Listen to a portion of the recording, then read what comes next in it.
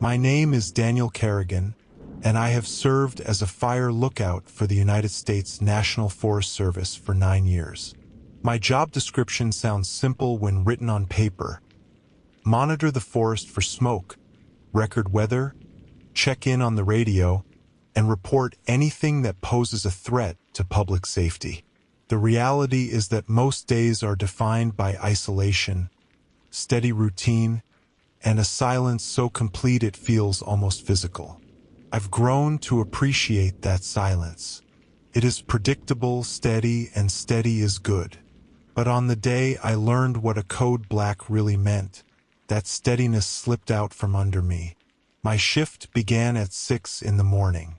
The air was crisp enough that I could see my breath as I climbed the steel steps to Tower 7.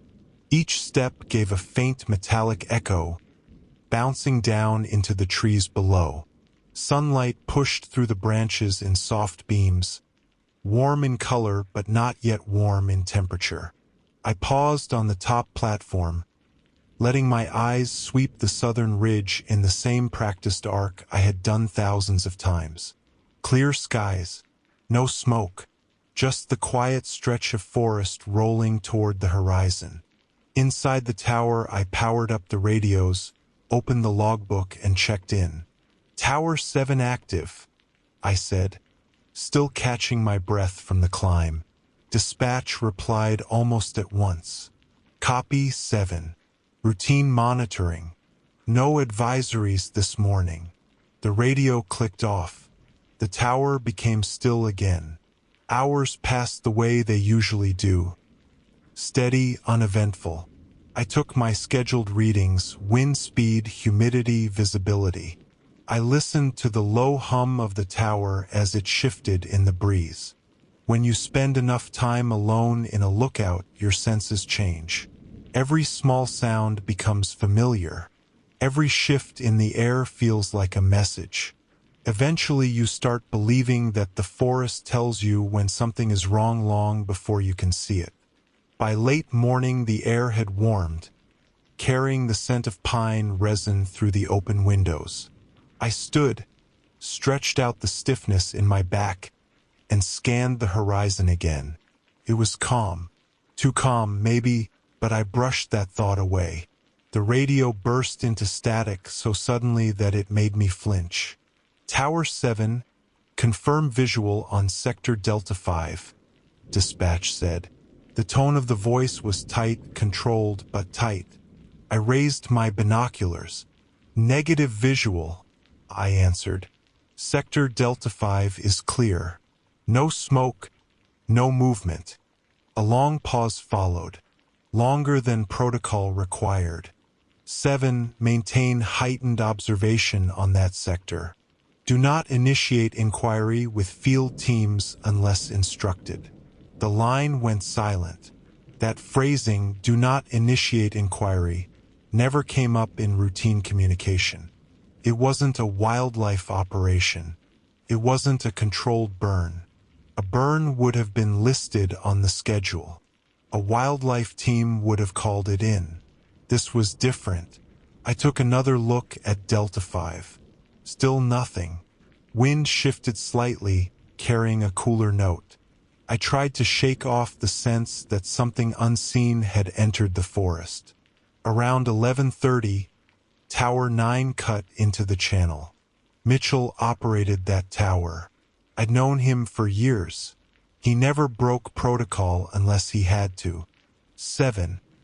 Are you getting anything unusual? His voice was low, careful. I hesitated. Nothing visual. Why? Just stay alert. And stay on channel. Before I could respond, dispatch jumped in, sharper this time. Tower 9, maintain radio silence unless addressed. Tower 7, disregard prior transmission. Mitchell didn't speak again. My stomach tightened. Something was happening, but it wasn't a fire, a storm, or anything I had ever drilled for. The air felt heavier, as if the forest itself was bracing for something. At 1300 hours, 1 p.m. The radio gave a long, low tone. Not a fire warning. Not a weather alert. A tone I had only heard during training, never during an actual shift. All stations, stand by, dispatch announced. The voice was calm, but too calm. We are initiating Code Black protocol. Repeat, Code Black. The room felt smaller. My fingers tightened around the edge of the desk. Code Black was barely mentioned in our manuals. A single vague line, Code Black, implementation at administrative discretion. No public disclosure. We had never trained for it, never discussed it. It wasn't supposed to happen. Dispatch, Tower 7 requesting clarification, I said. My voice cracked despite my best effort to keep it level. What is the incident type? Do you need visual confirmation? Tower 7, hold position, dispatch replied. Do not leave the tower. Secure all entry points. Maintain full observation. Await further instruction. I swallowed hard. Copy. Secure all entry points. That had nothing to do with fire. Nothing to do with weather. Nothing to do with anything I had been trained for. I locked the door. Checked the windows. The forest looked peaceful. Almost inviting. Sunlight shifting over the canopy like nothing had changed at all. But at exactly 1 in the afternoon, I raised my binoculars toward the northern ridge and saw someone standing at the edge of the trees, standing perfectly still, facing directly toward my tower. A cold wave rolled down my spine. The radio crackled. Tower 7, dispatch said. Maintain visual. Do not engage. Code Black remains in effect. I kept the binoculars raised, though my hands had started to tremble in a slow, noticeable way. The figure on the ridge did not move. Not a shift of weight. Not a tilt of the head. Just stillness. The kind of stillness that feels wrong, even at a distance. I tried to adjust the focus, but the heat rising from the forest floor blurred the air, making the image shimmer. For a second, I wondered if I was seeing a person at all. Maybe it was just a burned stump or a tall branch, but the outline held too steadily, too intentional. I lowered the binoculars and took a breath. Dispatch Tower 7, I said, keeping my voice as even as I could. Visual confirmed on a stationary individual at the North Ridge, approximately 1 mile from my tower. No movement. Awaiting instruction. There was no reply, just static. Not loud static, just that soft, fuzzy hiss that makes you uncertain whether the other person is choosing not to answer or simply unable to. I repeated the call. Still nothing. My heartbeat picked up, strong enough that I felt it in the sides of my neck. I set the binoculars down carefully and tried the secondary channel. Dispatch Tower 7 requesting confirmation. Channel 1 appears compromised. Please advise. Silence again. I checked the equipment. Everything was powered. Everything was normal. The radios weren't dead. They were just quiet on purpose. I returned to the window. The figure was still there. And now something else caught my eye. A dark shape on the ground beside them. It looked like a backpack or some kind of pack frame. At the distance I couldn't tell the size, but the color and the angle bothered me. It was lying too perfectly straight, as if placed rather than dropped. I reached for the binoculars again when a sharp crack echoed through the forest. A sound like a heavy branch snapping under weight. Except it didn't come from the ridge. Came from somewhere much closer. Too close. I froze, listening. The forest went quiet. No birds. No insects. Just a deep, unnatural pause. Anyone who spends time in the woods knows that silence like that does not happen by accident. I moved slowly to the opposite window and scanned the tree line directly below the tower. There was nothing visible at least, but something had moved, something heavy. When I returned to the north window, the figure was gone. I blinked hard, raised the binoculars, focused. The ridge was empty, every inch of it. The dark shape on the ground was gone too. A chill crawled across the back of my neck. People don't disappear that quickly at that distance. They would have had to turn, walk several steps, and enter the trees. I should have seen at least part of it. The radio clicked alive without warning. Tower 7, report immediately, dispatch said. The voice was low, controlled, but with an urgency I'd never heard from them before. Individual on the ridge is no longer in view, I answered. Last position was stationary. Now no visual. No confirmed direction of travel. Copy 7, dispatch said quietly. Maintain lockdown. Do not leave tower under any circumstances. If you regain visual, do not attempt contact. Understood, I said, though my mouth had gone dry. A faint metallic sound reached me from outside, something brushing against the steel steps below. It wasn't footsteps. It was softer, like fabric sliding over metal. I stepped back from the window instinctively.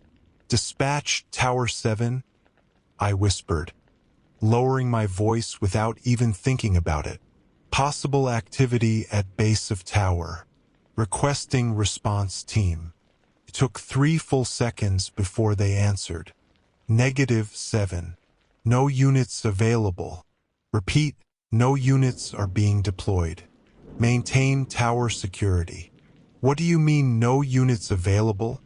I hissed before I could stop myself. If someone's at my tower. 7. Dispatch interrupted. This directive is not optional. You will remain inside your structure. Confirm. My breath shook a little as I answered. Confirmed. I checked the lock again, pressing my weight against the door to ensure it was fully seated in the frame. The tower creaked as the wind shifted, but the sound underneath the wind, the faint movement on the stairway, continued. Soft, measured, slow. I forced myself to move to the window overlooking the steps.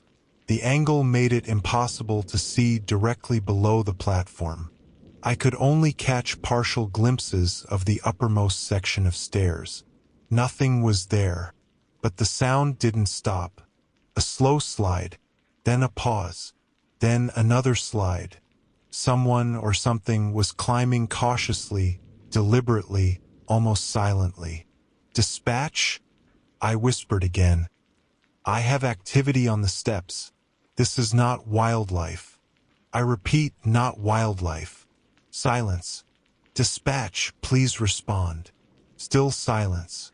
I switched to the emergency channel, something we only use in situations involving injury or imminent threat. Emergency broadcast, Tower 7. Unknown presence approaching tower. Request immediate radio confirmation. Nothing.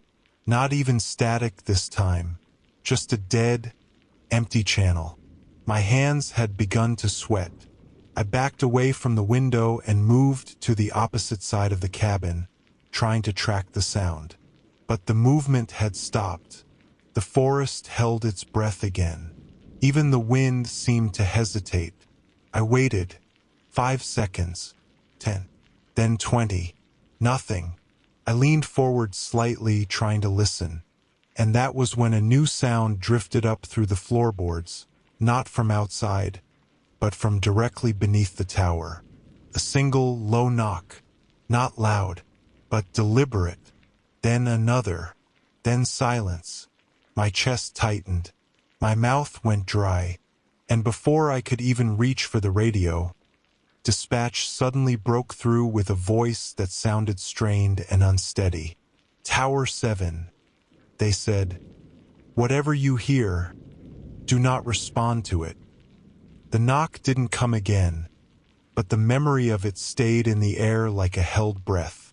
A single, heavy tap from directly beneath the tower, as if someone stood at the base and rapped their knuckles slowly against the steel support beam.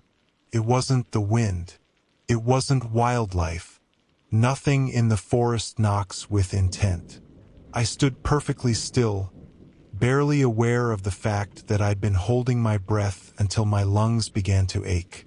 Dispatch's last message echoed loudly in my mind, the voice tight and trembling.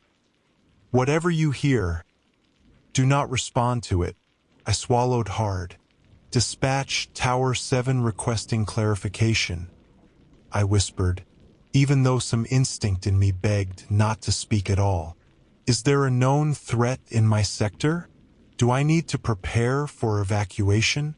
Static answered me, long, empty, suffocating static. I gripped the radio tighter. "Dispatch, please confirm code black parameters. I need operational guidance." More static, but faintly this time, like the channel wasn't dead, just muted, maybe intentionally. I moved away from the center of the cabin, keeping my steps quiet out of instinct. My hands felt cold, even though the room wasn't. I approached the northern window again. Somehow I expected to see the figure back on the ridge, watching me. But the ridge was empty. Just a sweep of trees and a thin shimmer of heat rising from the sun-soaked ground. I scanned every inch of the horizon. No movement, no anomalies, no sign that anything was amiss except the hollow, crawling fear in my chest. Then another sound reached me. It was faint at first, something brushing lightly along the metal supports of the tower. Not scraping, not climbing, more like circling, slowly, carefully, as if someone was running a hand along the steel frame, feeling it, mapping it. My stomach tightened. I forced myself to move to the southeast window. Again, nothing visible, just the tops of the trees swaying gently. But the sound continued, traveling around the tower at a steady pace. A soft metallic whisper, moving clockwise. I gripped the window frame, my breath shaking. "Dispatch," I said quietly. "I have movement around the base of Tower 7. Please acknowledge." Silence. The movement stopped directly beneath me, not under the stairs, not off to the side, beneath the center of the cabin. I stepped back from the window. Then came a soft exhale of air, faint but unmistakable, drifting upward through the cracks in the floorboards. A breath that did not belong to me. My hand jerked toward the radio by instinct. "Emergency broadcast," I said, my voice thin. "Unknown subject directly beneath the structure.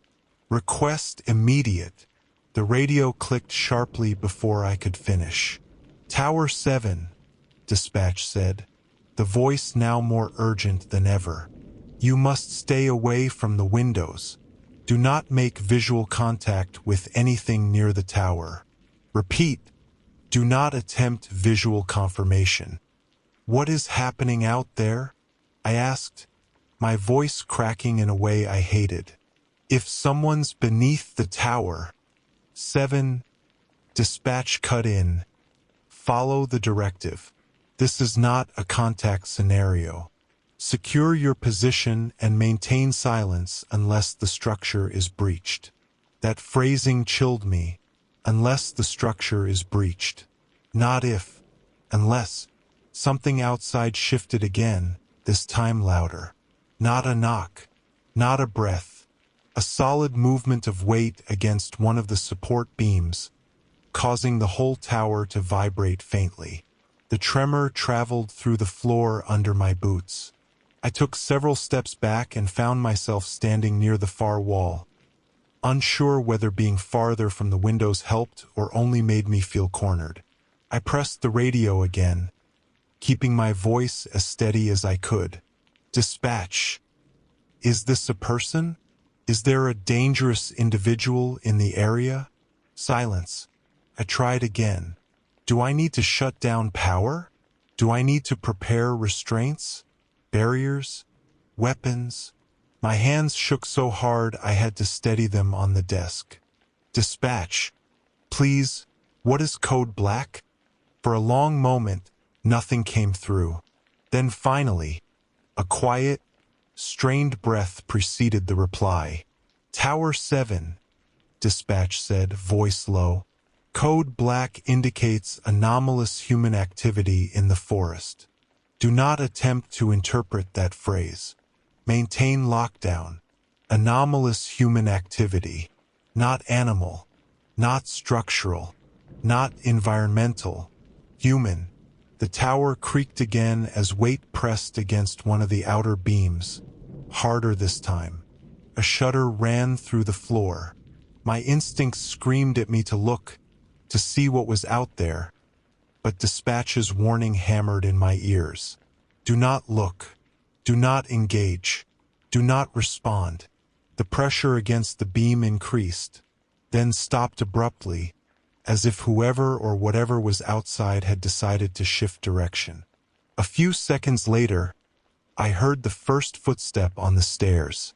Not a light step, not a patter, a slow, firm placement of weight. Then another, climbing, deliberate, measured. My breath caught in my throat. I stepped backward until my shoulders hit the far wall. The radio slipped slightly in my hand. Dispatch? I whispered. Subject ascending the tower stairs. Please advise. But the radio offered nothing. Not even static this time. The footsteps reached the final stretch of stairs just beneath the platform. Slow, heavy, controlled. The metal groaned under each shift of weight. I stared at the door, unable to move. Then the footsteps stopped. Silence settled so thick it made my ears ring. 5 seconds passed. Then 10. Then 20. I forced a shaky breath and reached slowly toward the emergency flare lever mounted beside the door. A last resort signal used only when a lookout believed their life was in immediate danger. Before my hand could touch it, 3 slow, deliberate knocks sounded on the cabin door. Not frantic, not aggressive, almost patient. I froze in place.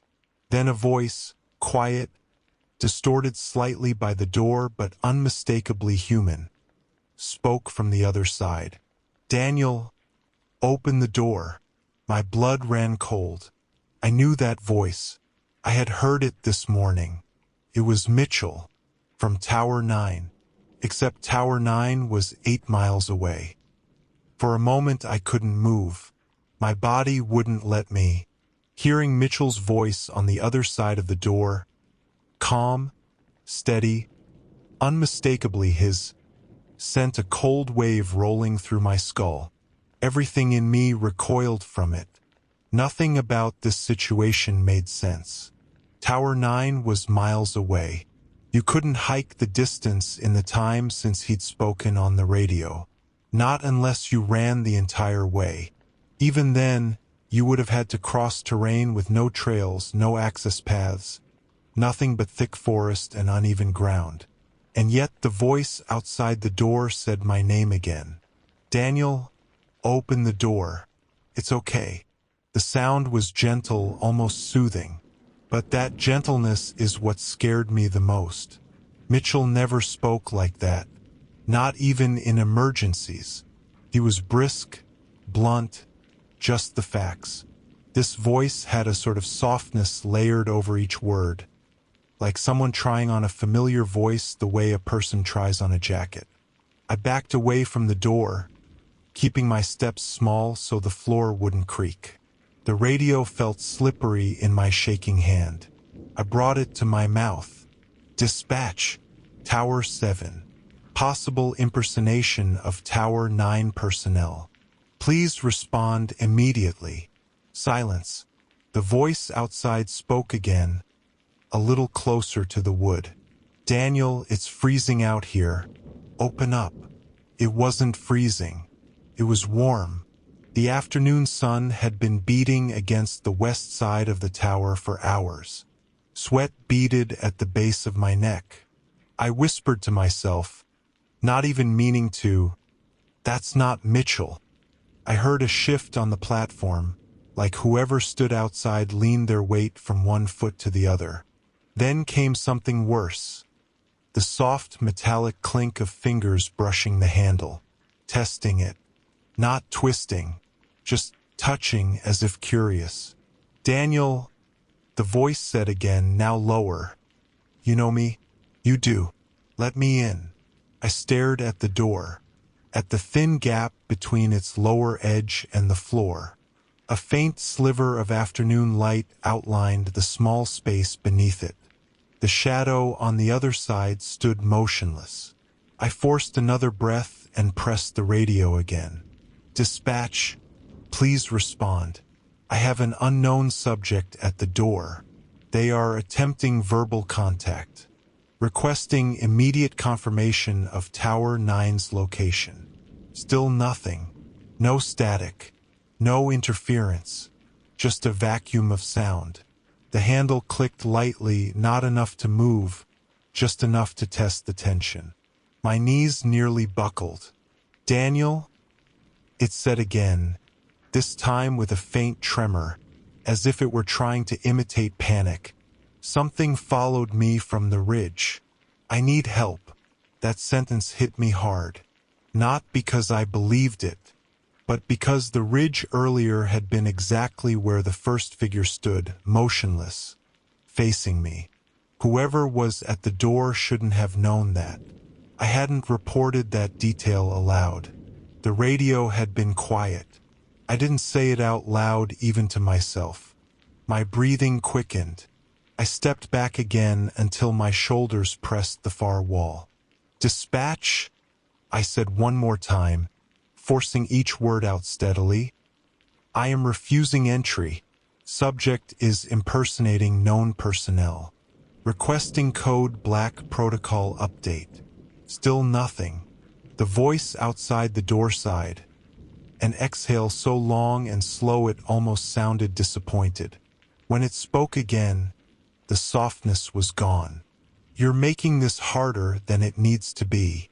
The handle pressed down, but the lock held firm, stopping it halfway.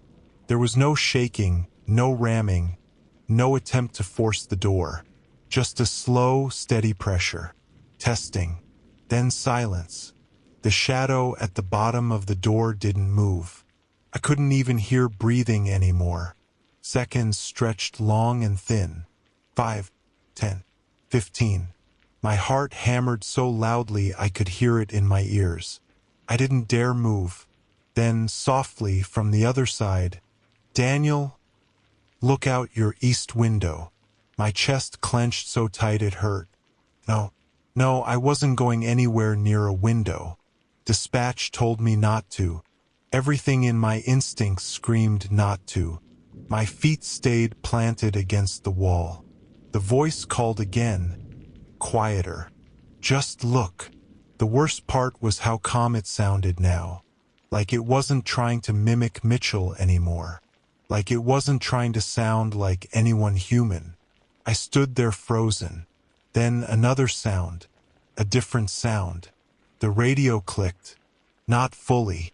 Just enough to show the channel was active but someone was being careful. A whisper came through, faint, almost broken by static. "Daniel, do not look." It was Dispatch. They sounded terrified. The channel closed instantly, as if someone yanked their hand away from the transmit button. I swallowed hard, my entire body trembling. My skin felt cold even though the air was warm. Outside the door, the shadow shifted. Slowly, unnaturally slowly. as if whoever stood there was lowering themselves toward the floor, down into that narrow sliver of light. I could see just the faintest movement, something edging into view underneath the door. I couldn't stop myself from staring.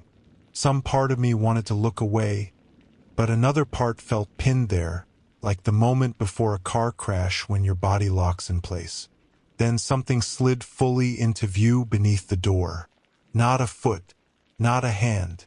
An eye, staring straight up at me, white, unblinking, perfectly still. My breath left my body in a sharp gasp. I stumbled backward, hitting the desk hard enough to jolt the radios. The eye blinked, one slow, deliberate motion. Then the voice at the door whispered, almost lovingly, "I knew you'd look." I stumbled back so fast I nearly slipped on the uneven floorboard. My shoulder hit the desk, sending a stack of weather logs sliding to the ground. The radio clattered, bounced once, and rolled to the far corner. I didn't dare move to get it. My eyes were fixed on the door, on that narrow strip of light where the eye had just stared up at me from the other side. But now the strip was empty. No shadow, no movement, no sign that anything had been there at all. For a moment, I wondered if I'd imagined it. Stress can make your mind twist the smallest shadow into something monstrous. But the way my heart hammered, the cold sweat forming along my spine. No, I hadn't imagined it. Something had looked at me from under that door, and it had spoken with Mitchell's voice. I stood frozen for several seconds, listening, really listening, for any sign of movement outside. Nothing, not a footstep, not a breath. The wind was still. The forest below was silent. Even the tower seemed to have paused its usual creaks. Slowly, carefully, I crouched to retrieve the radio. My fingers shook so badly I almost dropped it again as I switched channels. "Dispatch?" I whispered, keeping my voice as soft as possible. "Subject has made visual contact through the door. Repeat, visual contact confirmed. Requesting immediate instructions." Nothing. "Dispatch, please respond." Still nothing. I switched to the emergency channel again. "Emergency broadcast from Tower 7. Unknown subject is directly outside my cabin. Code black, escalation likely. I am requesting confirmation of Tower 9 personnel location immediately." The radio crackled faintly, then cut out. No voice. Just the click of someone opening the channel and releasing it without speaking. Someone was listening, but not answering. I felt a cold tremor run up my legs. The tower was supposed to be safe, elevated, secure, but in that moment it felt like a box, thin-walled, fragile, and horribly exposed. I forced my breathing to slow. I needed to think. I needed to act like a lookout, not a frightened man trapped in a wooden cabin. I checked every window again, keeping low to avoid exposing myself to the outside. Southwest window clear. North window clear. East window clear, though my pulse quickened as I scanned the treetops. Nothing moved. My hands steadied slightly. Maybe the subject had left the platform.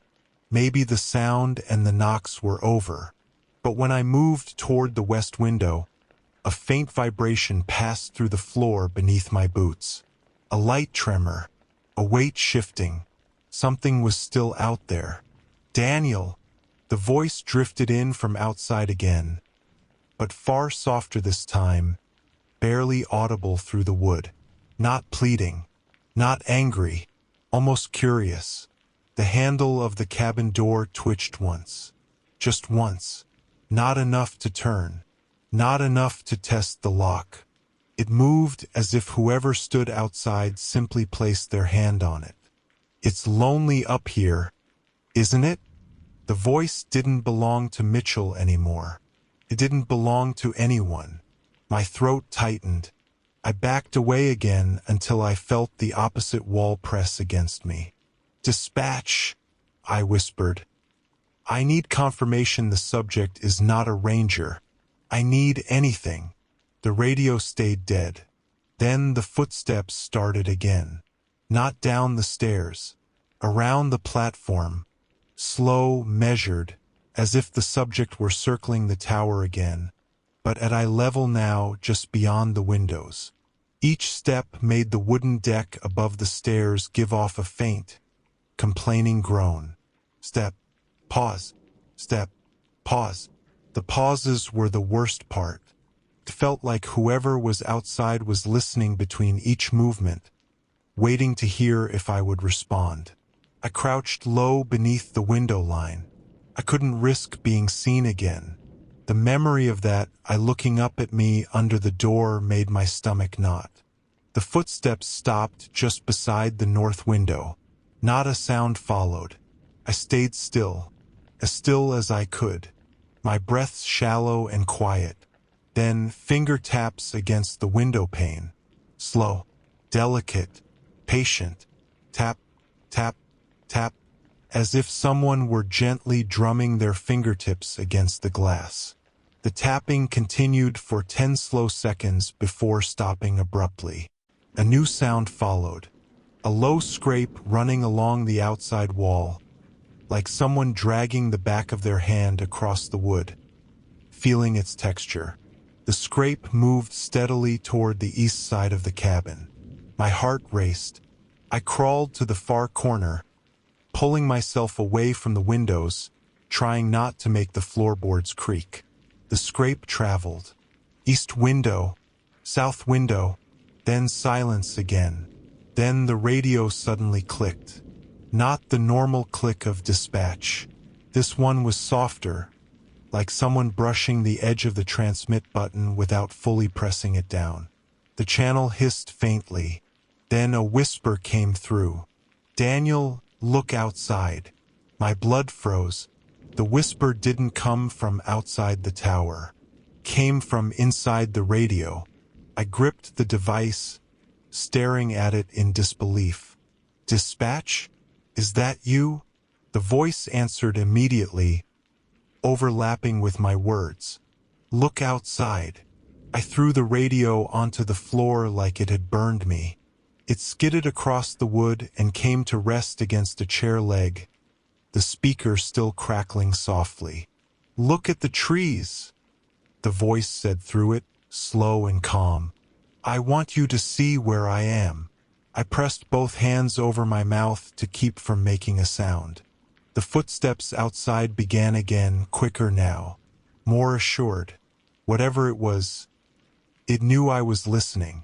The radio crackled one more time, and the voice lowered into a tone so calm it made my skin crawl. "You're the only one still awake in this forest, Daniel." A soft tapping resumed at the window behind me. Tap, tap, tap, as if repeating a question. "Come look." The tapping behind me didn't stop. It kept going in that steady, rhythmic pattern, 3 slow taps, a pause, then 3 more. Not demanding, not frantic, just intentional, like someone patiently knocking on a door they already know you'll open eventually. I stayed curled in the corner, my back pressed against the wall so tightly it hurt. The radio lay across the room where I'd thrown it, still giving off small bursts of static that sounded far too close to breathing. I shut my eyes for 1 second, trying to gather whatever part of myself still knew how to think clearly. But the tapping continued, and it made thinking almost impossible. "Dispatch?" I whispered to myself, not expecting a response anymore. "Where the hell are you?" The window tapped again. Tap, tap, tap. I forced myself to look. Not out the window, but toward the glass. Toward the shape of it. The tapping wasn't coming from high up where a normal person's hand would reach. It was lower, much lower, as if someone knelt beneath the window and tapped upward. "Daniel, The voice came from the other side of the glass now. Not shouted, not even spoken loudly, just placed gently into the air like a breath. "Come look." I shook my head violently. "No," I whispered. Another series of taps. Tap, tap, tap. My throat tightened. "What do you want?" A pause. The longest so far. Then, "I want you to see me." I didn't answer. Couldn't. I crawled slowly along the floor, keeping low, making my way toward the desk. The emergency flare lever was still beside the door, but to reach it, I'd have to cross too close to the window, too exposed. So I stayed low, moving on my elbows, reaching for anything I could use. A flashlight, a flare, anything. My fingers closed around the metal casing of the spotlight I used for night sweeps. It wasn't a weapon, but it was solid. The tapping stopped. Silence sprawled out across the cabin. Silence in the forest is never a good sign. It means something is wrong. It means something has changed. I waited. 1 second. 2, 5, 10. Then footsteps. They moved along the platform again, heading toward the door. Slow, deliberate steps. No rush. No attempt at stealth. Whoever or whatever stood outside was comfortable with me knowing exactly where it was. A soft scrape passed across the door, like fingertips lightly dragging across the wood. Then came that same gentle, coaxing voice. "Daniel, I need you to listen." I raised the spotlight, gripping it tightly even though my hands were trembling. I stayed crouched, staring at the floor. The voice continued. "You looked at me. You shouldn't have. But you did." My jaw clenched. Soft laughter followed. A quiet exhale through the nose. Not malicious, almost pleased. "That means you're ready to understand." My skin prickled. "Understand what?" The voice leaned closer to the door, lowering into something intimate, like a secret. "The forest hasn't been quiet all day. You just haven't been listening right." I gripped the spotlight harder, knuckles whitening. My breath hitched. Then the voice said something that chilled me completely. "They're all awake now." A heavy shift of weight against the door made the hinges creak. "Daniel, look outside. Just once more. I want you to see what I see." I stayed silent. Then came 3 loud knocks on the door, different from before. Not slow, not gentle, forceful. I flinched hard, pressing myself tighter against the desk. The voice sharpened. "Look." "No," I whispered. "No, I'm not doing that." A long, slow exhale pushed through the small cracks around the doorframe, like whoever stood there leaned their forehead against the wood. "Daniel." The others did. I froze. My breath caught. "Others. Others?" I whispered. "What others?" The answer came immediately. "Every lookout before you." My hands went numb. A wave of nausea rolled through me. Another knock. The handle twitched again. "They always look," the voice said softly. "And once they do, the forest opens." I felt something in my chest tighten almost painfully. "What do you mean, opens?" The voice sighed, almost sympathetically. "It's not a place, Daniel. It's a threshold.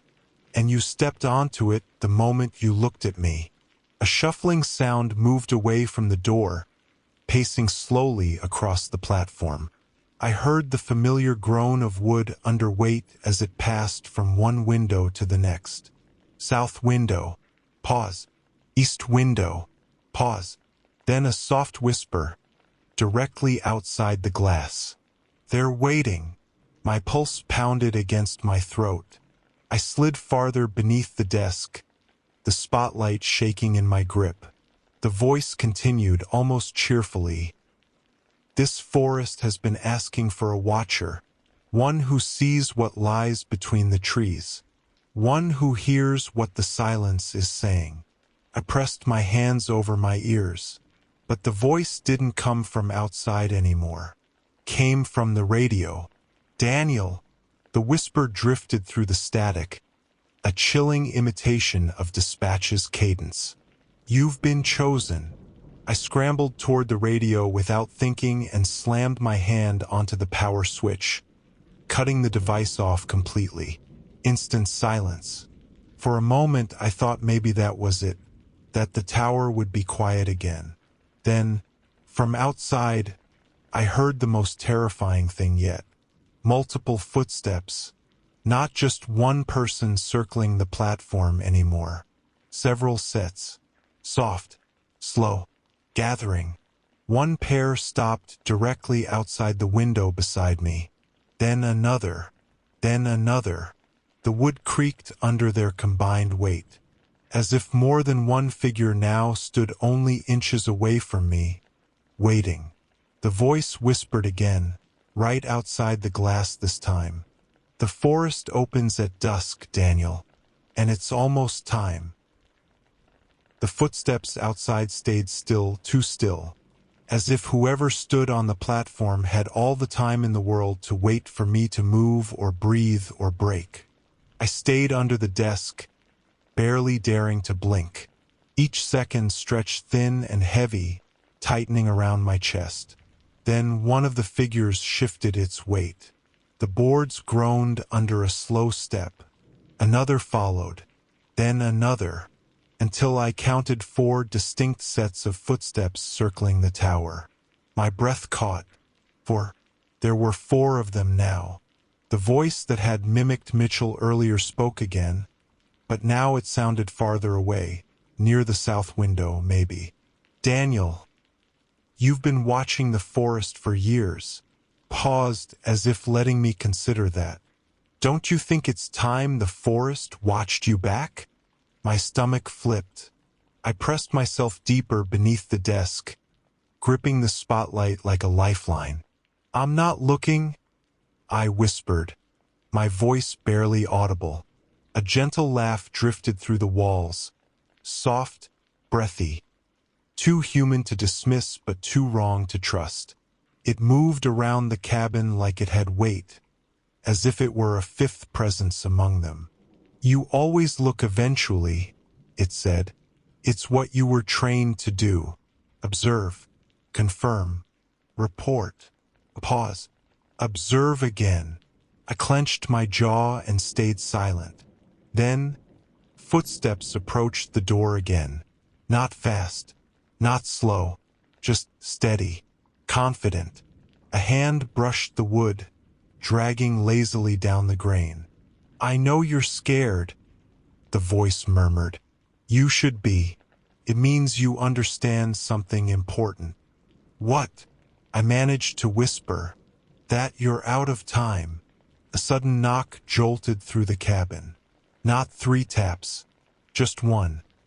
A heavy, resonant thud that rattled the glass. I flinched so hard I hit my head on the underside of the desk. The footsteps outside began moving again, circling faster this time. I could feel the vibrations through the floorboards, like a low hum of coordinated movement. My breath quickened. I needed a plan. Sitting still wasn't going to last much longer. I crawled carefully along the floor until I reached the emergency bin beside the bunk. Inside were flares, a first aid kit, a small hatchet, a fire blanket, and a tool roll. I grabbed the hatchet with one hand and a flare with the other. My hands shook so violently I almost dropped the flare. A harsh scraping sound suddenly tore across the northern window. Metal on glass. A fingernail. A knife. Something sharp being dragged downward in a slow, taunting line. I squeezed my eyes shut and held the hatchet tighter. Another scrape. Then another. Then something far worse. A shadow stretching across the cabin floor from beneath the window. Long, thin, and bending in a way no human arm could bend. I stifled a gasp and pressed myself against the wall. "Daniel?" The voice was at the north window again, almost playfully amused. "Why are you hiding? You already saw me once." "No," I whispered. "I didn't." Another soft laugh. "You did. Just a glimpse. But that's all the forest needs." What the hell did that mean? I tried the radio again, this time turning it back on and hitting the emergency switch repeatedly. "Dispatch," I whispered fiercely. "This is Tower 7. Multiple unknown subjects at my location. They're attempting to breach the structure. I need immediate assistance. Please, someone answer me." Static. Then a soft voice. Not the mimic, not the forest thing, someone else. A woman. "Tower 7. This is dispatch." My heart leapt. "I'm here," I whispered. "I'm here. Please, tell me what's happening." Her voice was shaking. "Daniel, I need you to listen to me very carefully." "I'm listening." "There are no patrols coming to your tower." I slid into my veins. "Why?" My voice cracked. "Why not?" "Because Code Black means we cannot send anyone within a 10-mile radius of your location." My breath stopped. "What?" I whispered. "You heard me. No one can enter your sector once Code Black is active. It's containment protocol." Containment. The word hit me like a falling tree. "Containment of what?" I asked, voice trembling. Dispatch's voice dropped to a whisper. "We don't know." The footsteps outside paused. All of them, like they were listening. Dispatch continued quickly, breathlessly. "Daniel, whatever you do, do not make visual contact again. Not through the windows. Not through the door. Not even reflections." I froze. Reflections. As if sensing the terror the word sparked, Dispatch added, "Do not let it see your eyes." My pulse hammered in my ears. "Dispatch?" I whispered. "I need to get out of this tower." "No," she said instantly. "Do not exit the structure. That's the one thing you must not do." "But the tower, it's surrounded." "Daniel," she interrupted firmly. "Trust me, you're safer inside than out. You must wait until sunrise." Sunrise. Sunrise was hours away. A deep groan shuddered through the cabin as something heavy pressed against the southeast corner of the platform. The sound of wood straining under weight filled the air. The mimic voice spoke again, closer now, too close.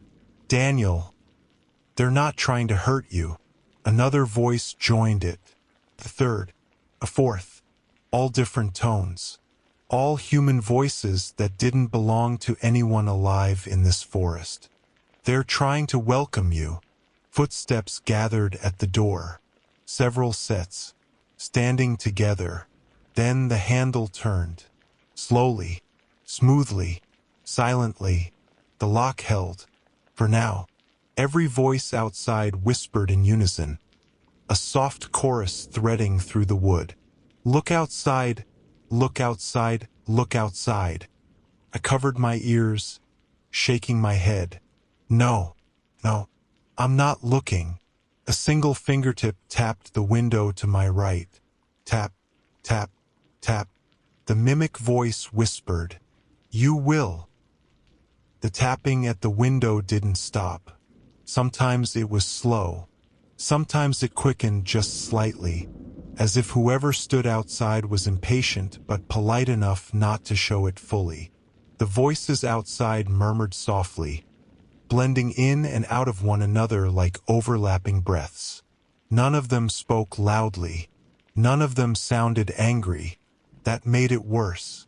The soft chorus of whispered, "Look outside," pressed inward like a gentle hand at the back of my skull. I hunched deeper beneath the desk. curling around the hatchet and the unlit flare as if they could actually protect me from whatever surrounded the tower. My heartbeat thudded in my throat so intensely that each pulse shook my vision. The radio hissed faintly beside me. I turned it down, terrified the voices outside might hear it, even though I knew they didn't need to. I whispered, "Dispatch, please. Tell me something. Anything." For a moment, nothing.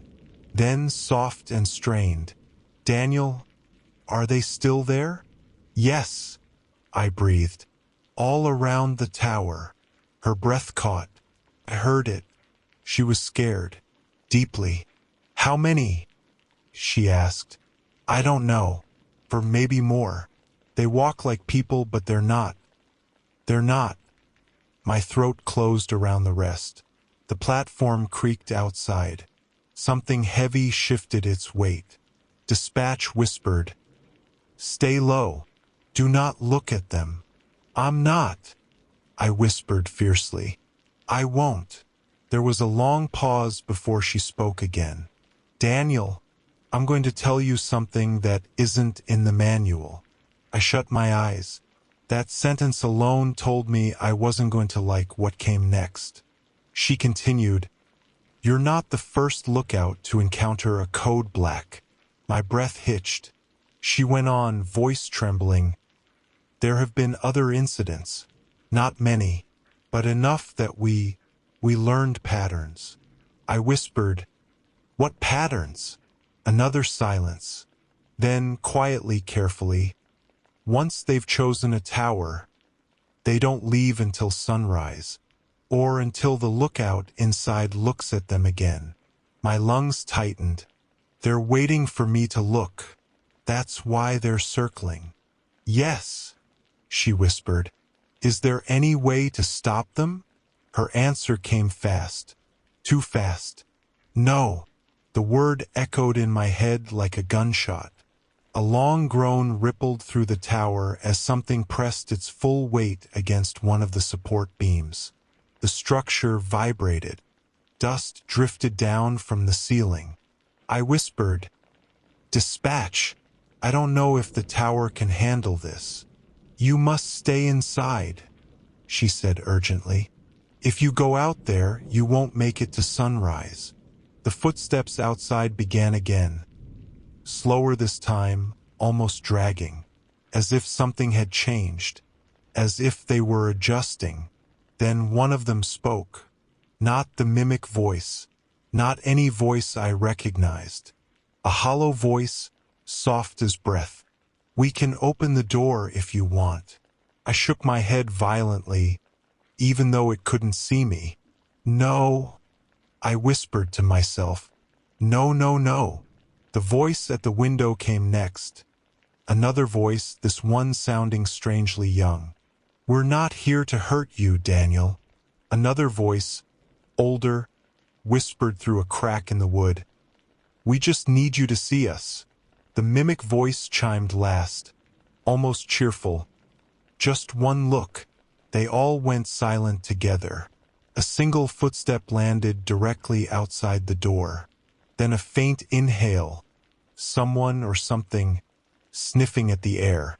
Dispatch spoke again suddenly. "Daniel, listen to me. You must stay away from the windows and the door. Go to the center of the room." "I can't," I whispered. "They'll hear me." "They already hear you," she whispered back. My breath stilled. Another heavy groan came from the southeast beam, the one closest to the stairs. The whole tower shuddered for half a second, and I grabbed the desk leg to steady myself. I whispered, "Dispatch, what happens if the tower collapses?" She didn't answer right away. "Daniel," she finally said, "do not leave the structure." "That's not an answer. It's the only one you're getting." My hands trembled so hard I dropped the hatchet. Clattered loudly across the floor. The voices outside stopped whispering instantly. Silence. Then, footsteps rushed across the platform. Fast. too fast to be human. They stopped directly above the stairs. Then the mimic voice called out. Daniel dropped something. My blood froze. 3 slow knocks on the door followed. Knock, knock, knock. I crawled backward, dragging myself across the floor until my spine hit the back wall. I kept my gaze locked on the ground. The tapping, the knocks, the voices, all of it pressed in like a tightening noose. Dispatch whispered urgently, Daniel, the tower beams can hold until sunrise if you stay still.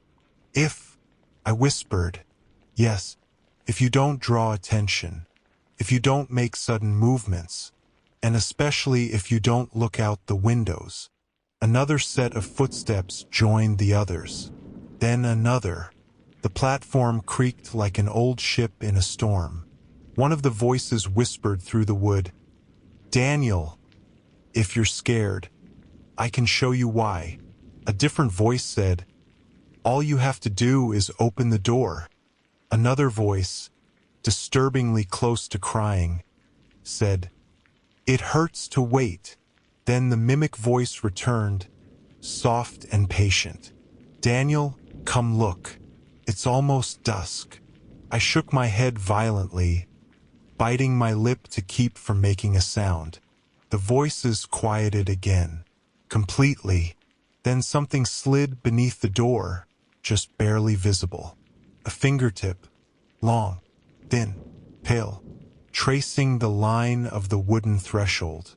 It moved slowly back and forth, like a cat testing a doorway.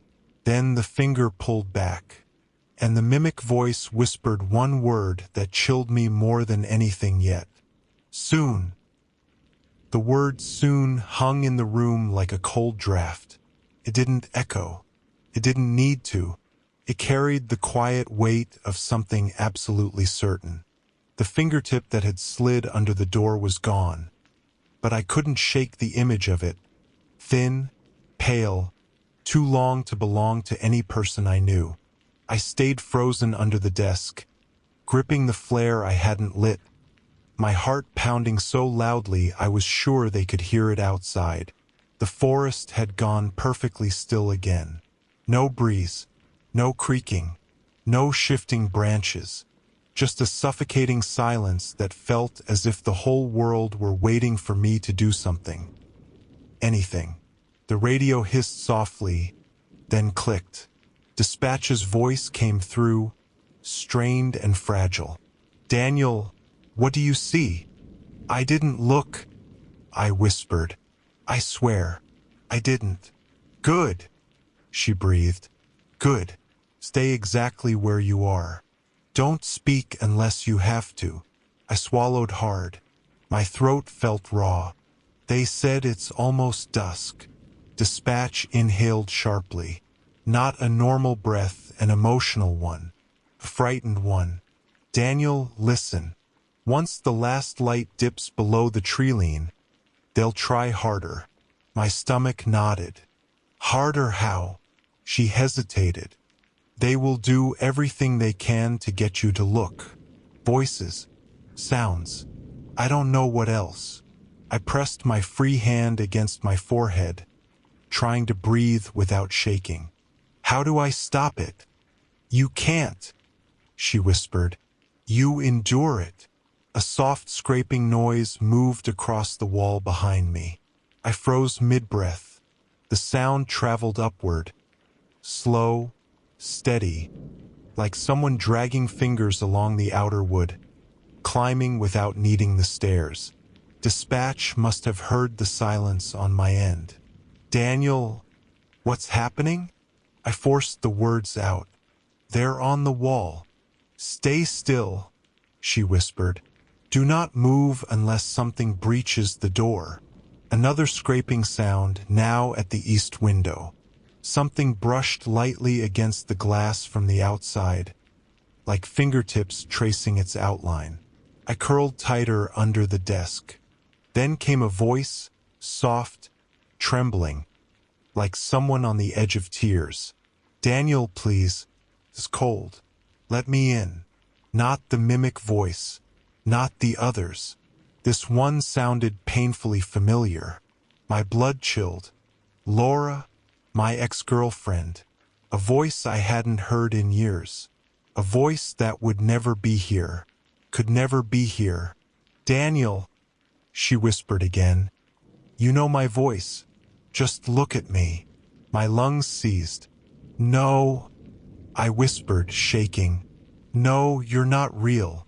The voice outside the window cracked, sounding exactly like someone who'd been crying. Please, don't leave me alone out here. It's dark. Dispatch whispered through the radio, urgent and firm. Daniel, that is not her. Don't answer it. Don't acknowledge it. I clamped a hand over my mouth to stop myself from responding. The false voice changed instantly, dropping the sobs, becoming flat. Daniel, you disappoint me. Then silence. A deep thud hit the platform, shaking the entire tower. Dust drizzled from the ceiling. Something heavy had landed up there. Something bigger than before. Dispatch, I whispered. Something's on the roof. I heard papers shuffle rapidly on her end, as if she was searching for something, flipping through pages. It's okay, she said quickly, though her voice betrayed her fear. The roof can handle the load. Stay low. A second thud. Then a slow, deliberate drag, like palms sweeping across the wooden boards overhead. Another whisper muffled through the roof. Look up, Daniel. I pressed my back against the wall, shaking violently. The dragging continued across the roof, circling, circling, circling. Dispatch said, Don't move. Don't respond. They're trying to confuse your sense of direction. I can't stay here, I whispered. I can't. You have to. Something slammed against the north window so hard the glass rattled. Not enough to break it, but enough to make me flinch uncontrollably. A wet breath fogged the pain from the outside. Daniel, the mimic voice crooned. It's time. No, I whispered. Not looking, not looking, not looking. Dispatch's voice cut through sharply. Daniel, listen to me. The sun is almost gone. You're minutes away. If you can stay still just a little longer, they cannot cross at full dark. They lose their pull. My heart jolted. Lose their what? Their influence, she said. Their connection. Whatever they are, they don't stay when the forest goes fully black. A new realization hit me. They wanted me to look before the sun disappeared. They needed me to. This was their window, literally and figuratively. Another impact struck the door. Hard. Another. The lock held, but the wood strained. One of the voices whispered, Daniel, look, please. You'll never understand unless you look. Another chimed from the window behind me. Just a moment. Just a glimpse. A third murmured from the far corner of the roof. We're right here. Then pure silence. No footsteps. No voices. No scraping. Nothing. That silence terrified me more than the noise. I didn't dare breathe. Slowly the radio clicked. Daniel? Dispatch whispered. Tell me what you hear. Nothing, I breathed. They stopped. That's good, she said quickly. That means the sun has. A sudden, deafening crack exploded overhead, as if something massive had landed directly on the center of the roof. The tower shook violently, knocking me onto my side. The flare rolled across the floor. The mimic voice roared from the rooftop. No longer soft, no longer patient, but furious. Look at me. The windows trembled. The floor shuddered. The entire structure groaned under the weight. I screamed, covering my head. Dispatch shouted. Daniel, do not look. Stay down. Don't you dare look outside. Another slam. Another. The roof bowed inward. Then, a sound like wind rushing through a tunnel filled the cabin. The air pressure shifted. The voices outside screamed. All of them. Not words.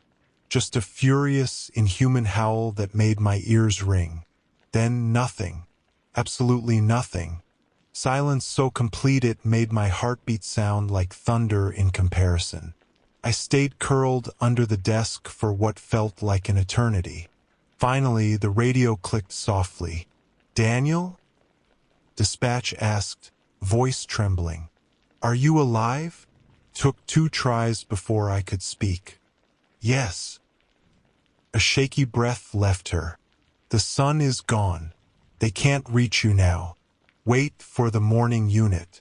Do not leave the tower until then. I didn't respond. Couldn't. Because something outside made a single quiet sound. One slow step down the metal stairs. Just one. Then a whisper drifting up on the last thread of daylight. We'll come back when you open your eyes.